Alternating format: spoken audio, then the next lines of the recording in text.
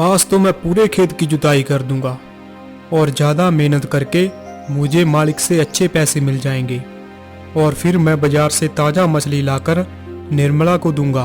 बेचारी निर्मला भी मुझे कई दिनों से मछली खाने के लिए बोल रही है। यह सोचकर कि ज्यादा मेहनत करके ज्यादा पैसे आएंगे, शिवा पूरे खेत की जुताई करने लगता है। तभी वहां घबराए हुए एक सेठ आता है। भाई भाई मुझे जल्दी से कहीं छुपा दो, मेरे पीछे कुछ लुटेरे डाकू पड़े हैं, मेरी मदद करो भाई। सेठ जी आप चिंता मत करिए, आप जल्दी से उस बड़े से पेड़ के पीछे छुप जाइए। सेठ शिवा के कहने पर उस पेड़ के पीछे छुप जाता है। तभी कुछ देर के बाद ही वहां 4 डाकू आ जाते हैं। सुनो, तुमने यहाँ किसी भागते हुए सेठ को देखा है जिसके हाथ में एक पोटली थी?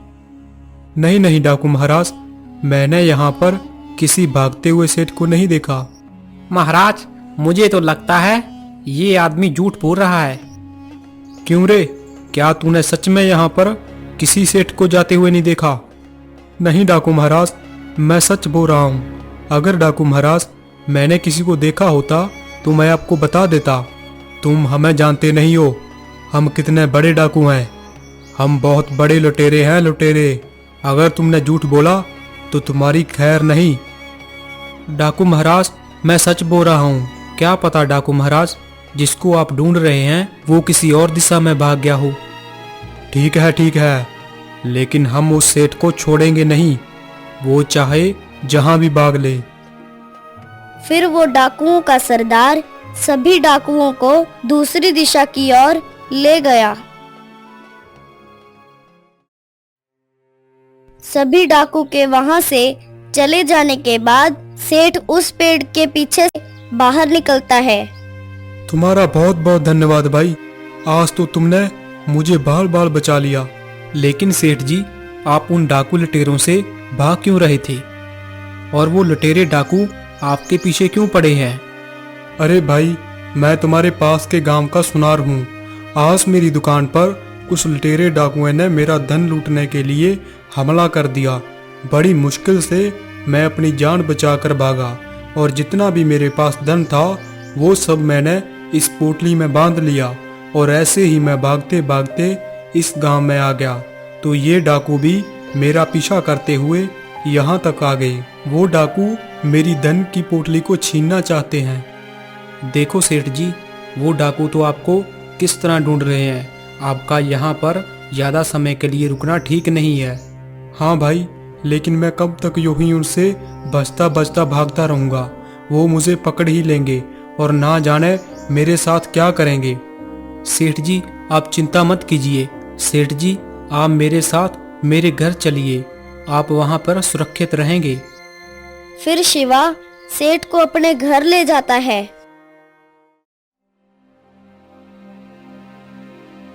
अरे आप आ गए, मैंने क्या कहा था आपको, याद भी है क्या? मैंने आपको कहा था मुझे मछली खानी है, आप मेरे लिए मछली लाए हैं कि नहीं? फिर शिवा अपनी पत्नी को सारी बात बता देता है। शिवा की पत्नी सेठ के हाथ में वो धन की पोटली देखती है और उसके मन में सेठ के धन को लेकर लालच आ जाता है। इस सेठ की पोटली में बहुत सारा धन लग रहा है, अगर यह धन मेरे पास आ जाए तो कितना अच्छा होगा। सेठ जी आप चिंता मत कीजिए, आप बेफिक्र होकर हमारे घर में रुकिए, लेकिन अगर वो डाकू आ गए तो वो इस धन की पोटली को आपसे छीन कर ले जाएंगे। इसलिए सेठ जी आप इस धन की पोटली को मुझे दे दीजिए, मैं इसे संभाल कर कहीं रख देती हूँ, ना जाने कब वो डाकू आ जाएं। तभी शिवा अपनी पत्नी की लालच को भांप लेता है।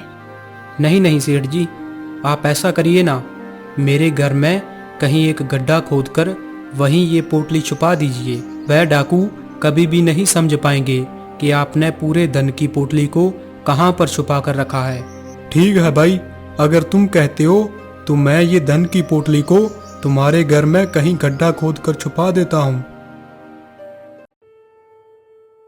तभी एक गड्ढा खोदकर वो पोटली को उस गड्ढे में छुपा देता है। सेठ जी, अब रात काफी हो चुकी है, आप आराम कर लीजिए। तभी सेठ कुछ समय के पश्चात गहरी नींद में सो जाता है। फिर शिवा जहाँ पर सेठ ने गड्ढा खोदकर वो पोटली छुपाई थी, वहाँ खड़ा होकर उसकी रखवाली करता है। तभी शिवा सोचने लगा, अगर वो डाकू सेठ का पीछा करते करते मेरे घर तक आ गए तो वो सेठ के धन की पोटली के साथ साथ मेरे साल भर की जमा पूंजी भी लूट कर ले जाएंगे। नहीं नहीं, मैं ऐसा नहीं होने दे सकता। मुझे अपनी जमा पूंजी को कहीं सुरक्षित जगह पर रखना होगा। इसके बाद शिवा एक पोटली में अपना सारा धन बांधता है और वह उस खेत की ओर निकल पड़ता है जहां वो काम करता था। खेत में जाकर वो अपने आसपास देखता है और वह एक गड्ढा खोदकर वो अपने धन को वहां छुपा देता है। हाँ, अब ठीक है, अब मेरा धन यहाँ पर सुरक्षित है।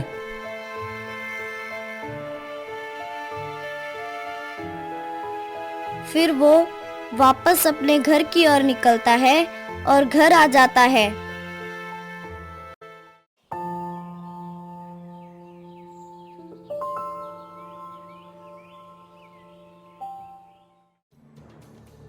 सुबह होते ही वो चारों लुटेरे शिवा के घर आ जाते हैं। शिवा उन्हें देखकर काफी घबरा जाता है।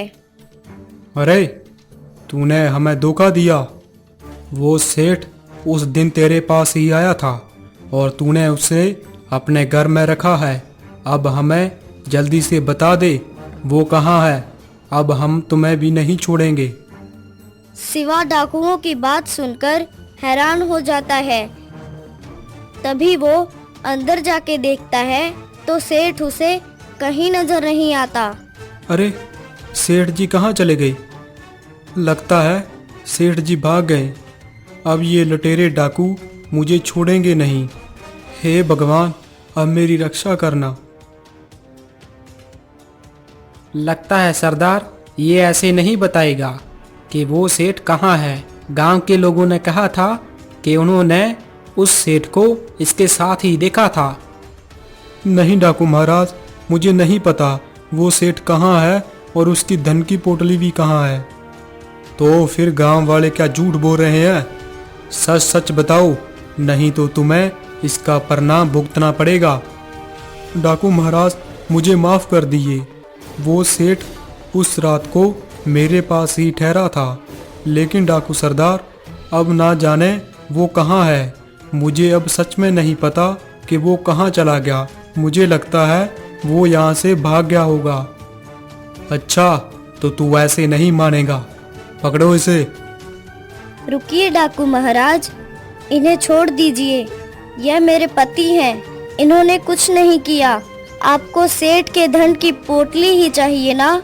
वो धन की पोटली यहाँ मेरे घर में ही जमीन के नीचे गड्ढे में दफन है। आप उसको खोजकर ले जाएं, लेकिन मेरे पति को छोड़ दीजिए।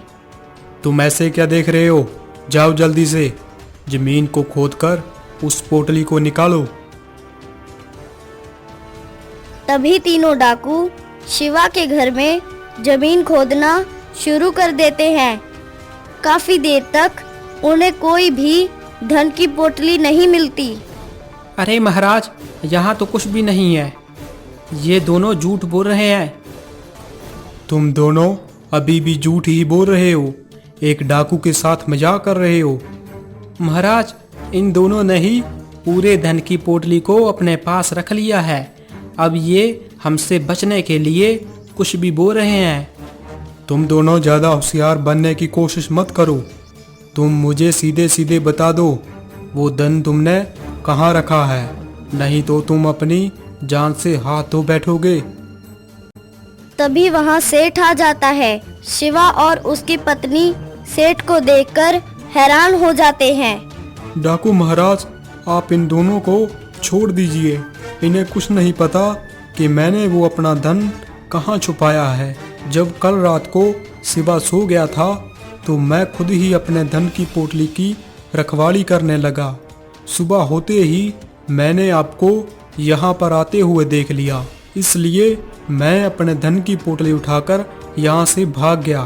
डाकू महाराज, आप मेरे साथ चलो, मैं आपको मेरे धन की पोटली देता हूँ, लेकिन इन्हें छोड़ दो। फिर वो सेठ, शिवा और चारों डाकू उस खेत में जाते हैं जहाँ पर शिवा काम करने जाता था। डाकू महाराज, मैंने अपने धन की पोटली को यहीं इस जगह जमीन के नीचे छुपाया है। आप मेरे धन की पोटली को निकाल कर ले जाओ। तभी वो वहाँ गड्ढा खोद कर देखते हैं तो वह धन की पोटली निकल आती है। अरे वाह, देखो सरदार, ये रही इस सेठ के धन की पोटली। सेठ, तुम हमसे होशियारी कर रहे थे, हमसे भाग रहे थे। देख, अब हमें वो धन की पोटली मिल ही गई। शिवा यह देखकर हैरान हो जाता है, क्योंकि वह तो शिवा की साल भर की जमा की हुई पूंजी थी। हे भगवान, ये तो मेरा ही कई वर्षों से मेहनत से जमा किया हुआ धन था, लेकिन सेठ इसे अपना धन क्यों बता रहा है। हे भगवान, अब मैं क्या करूँगा। मैंने इस सेठ की मदद की और इसने ही मेरे साथ धोखा किया। अब तो मेरे पास कुछ भी नहीं बचेगा। अब चलो यहाँ से, आखिरकार हमने इस सेठ के धन को लूट ही लिया। इसके बाद वो डाकू सेठ की पोटली के बजाय शिवा के धन की पोटली ही लेकर चले जाते हैं। सेठ जी, आपने ऐसा क्यों किया? आपने अपना धन ना देकर उन लटेरे डाकुओं को मेरे मेहनत से जमा किया हुआ धन ले जाने दिया और अपना धन ना जाने कहाँ छुपा दिया। ये आपने मेरे साथ अच्छा नहीं किया सेठ जी। अब मैं क्या करूँगा? अरे तुम दुखी मत हो, मैं तुम्हारे साथ कोई अन्याय नहीं होने दूंगा। जब तुम यहाँ जंगल में अपना धन छुपाने आए थे, उसी समय मेरी आँख खुल गई थी और मैं तुम्हारा पीछा करता हुआ यहाँ आ गया था। मैंने तुम्हें धन छुपाते हुए देख लिया था, लेकिन जैसे ही मैं तुम्हारे घर वापस जा रहा था तो मैंने देखा कि वो लटेरे गांव की कुछ लोगों को तुम्हारे घर का पता पूछ रहे थे। मैं जान गया था कि ये लटेरे डाकू मुझे ढूंढते ढूंढते तुम्हारे घर आ जाएंगे, और इसलिए डाकुओं से आने से पहले ही मैं तुम्हारे घर में छुपा हुआ धन निकालकर ले गया था। लेकिन शिवा, मुझे मालूम था बिना धन लिए वो डाकू लटेरे वापस नहीं जाएंगे, इसलिए मैंने अपने धन की बजाय तुम्हारे ही धन का रास्ता उन्हें बता दिया, क्योंकि मेरा धन तुम्हारी साल भर की जमा की हुई पूंजी से कई गुना अधिक था। तभी सेठ धन की पोटली निकालता है और पोटली में काफी सोने चांदी के जेवर शिवा को दे देता है। ये लो शिवा, तुम्हारा जो धन लटेरे डाकू ले गए थे उनसे कई गुना ज्यादा ये धन है। अब तुम अच्छे से अपनी जिंदगी बिता सकते हो। यह देखकर शिवा बहुत खुश हो जाता है। सेठ जी, मुझे माफ कर दीजिए। मैंने आपके बारे में कितना गलत सोचा। मुझे लगा आपने उन लटेरे डाकुओं को अपना धन ना देकर मेरे धन का ही रास्ता उन्हें बता दिया, और इस तरह से आपने मेरे साथ अन्याय किया। लेकिन आपने तो मुझे सोने चांदी के जेवर देकर मेरी नैया ही पार कर दी है। आपका बहुत बहुत धन्यवाद सेठ जी। आपने तो अपनी सूझबूझ से उन लटेरों को अच्छा बेवकूफ बनाया। इसके बाद सेठ अपने गांव लौट जाता है और शिवा अपनी पत्नी के साथ हंसी खुशी रहने लगता है।